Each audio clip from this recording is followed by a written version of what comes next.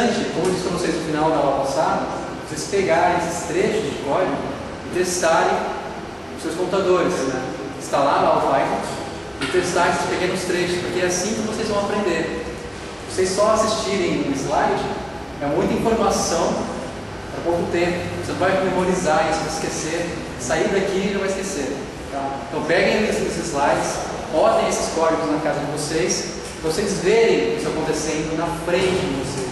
Então você aperta o Enter, você vê a resposta, você sente o programa interagindo com você, tem uma textura por trás disso. E é isso que faz o conteúdo não sair da sua memória.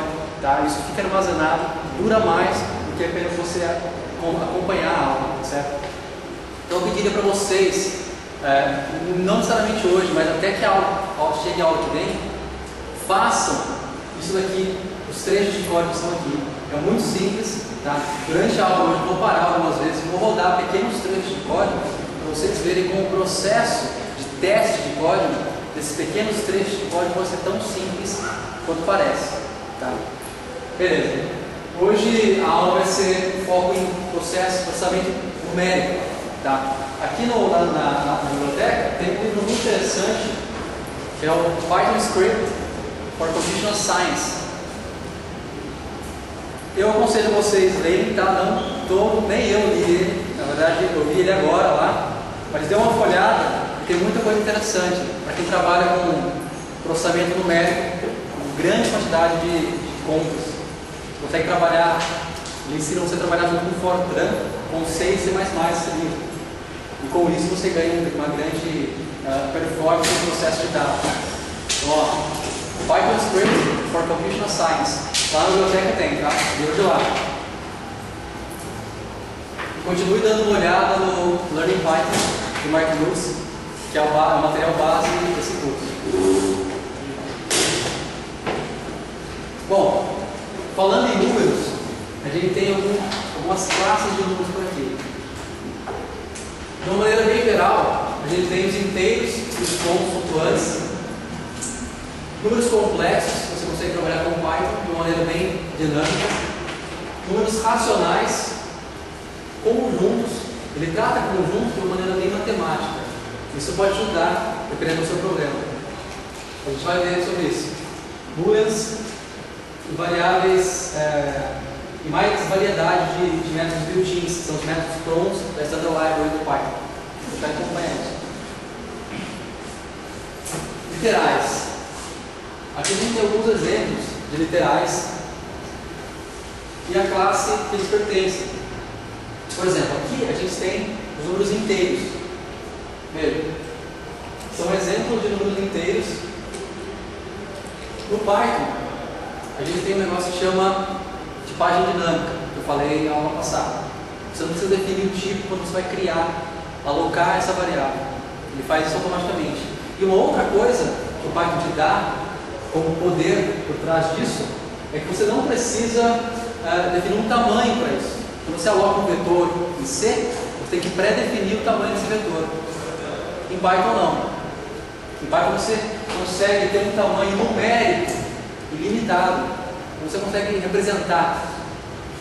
Não importa o tamanho desse número, você consegue representar numa única variável.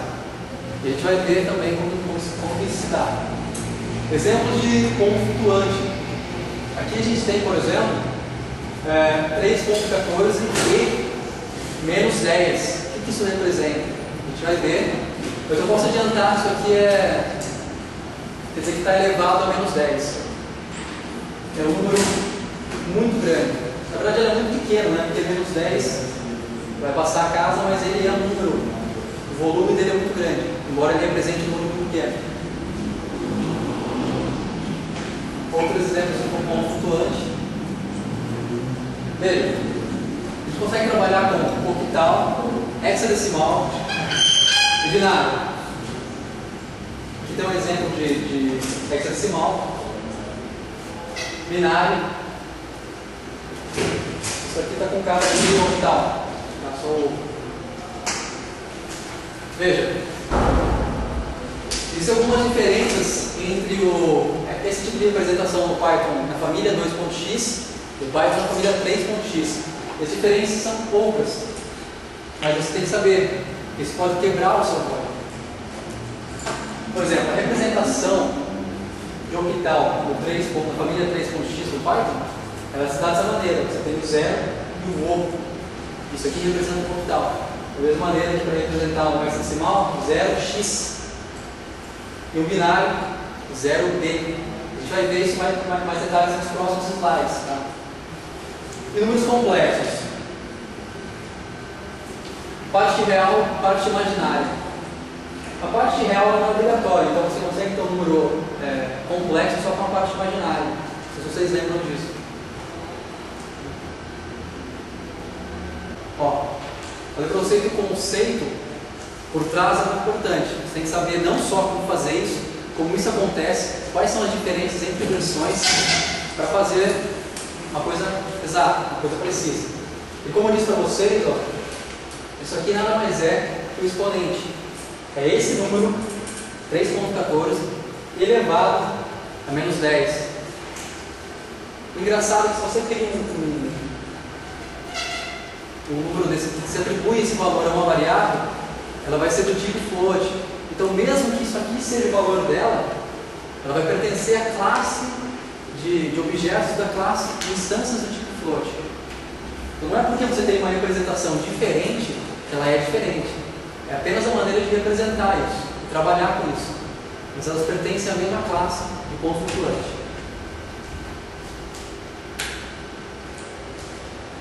Bom, tem números inteiros, é interessante, porque tem uma grande diferença da versão da família 2.x do Python para a versão 3.x.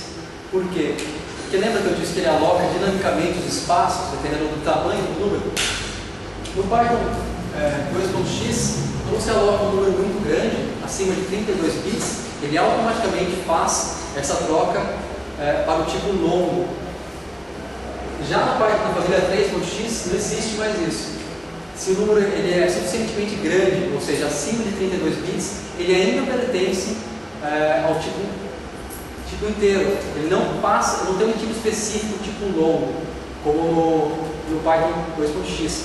Eu vou aproveitar, lembra que eu falei que em certas partes da aula eu vou pegar e vou fazer isso na frente de vocês, para vocês verem como é simples o teste? Então vamos lá. Por exemplo, eu vou abrir aqui o meu interpretador, o meu prompt. Eu vou criar uma instância muito grande. Então eu vou vir aqui e vou digitar um número muito grande.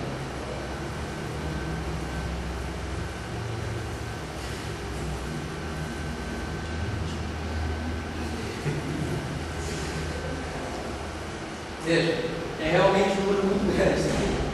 Se eu perguntar para o Python qual é o tipo de ato, ele vai me responder long. Ele pertence a uma instância da classe long, que é uma especialização do tipo numérico. Ou seja, isso aqui é maior que 32 bits. Então ele automaticamente fez a troca para long. No Python 3.x isso não se dá dessa maneira. Ele ia ser da mesma maneira do tipo inteiro, mas ia conseguir ter essa capacidade de armazenamento. Então o que eles fizeram nada mais é que no 3.x juntar as duas classes de uma só. Se você digita um número pequeno, menos de 32 bits, você pergunta para ele qual é o tipo, ele vai te responder inteiro. Veja, eu expliquei para você já.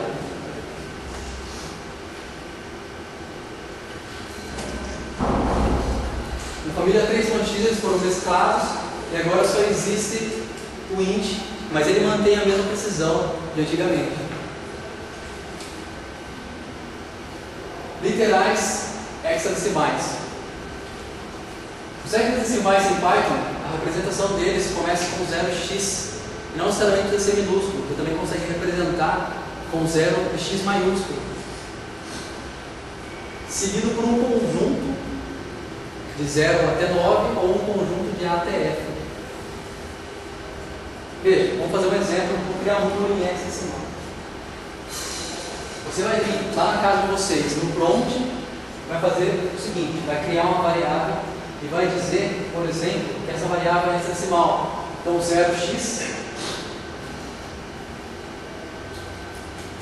Agora, eu pergunto qual é o valor de E, e ele me responde o valor hexadecimal que eu atribuí para ele. É interessante você ver que, embora eu tenha atribuído um hexadecimal para E, está muito pequeno aqui. Embora eu tenha atribuído um hexadecimal para E,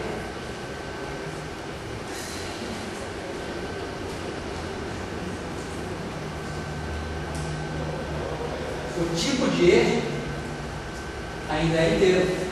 Então não existe um tipo hexadecimal. Se ele representa o número inteiro, ele é inteiro. Isso é a mesma coisa para o octal, para o binário. Tá?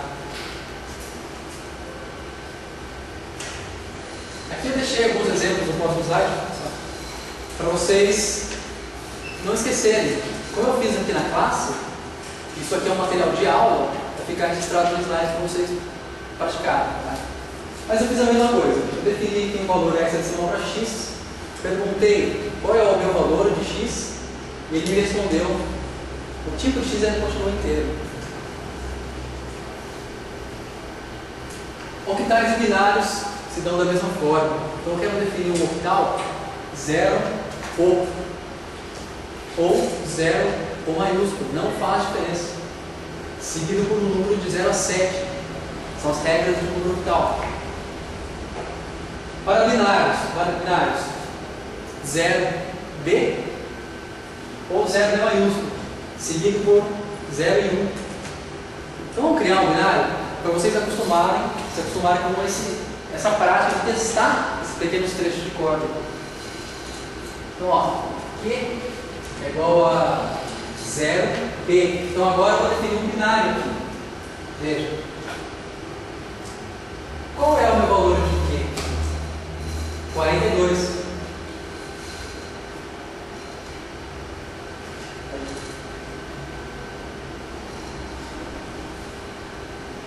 Mesma coisa, vocês praticarem lá, na casa de vocês.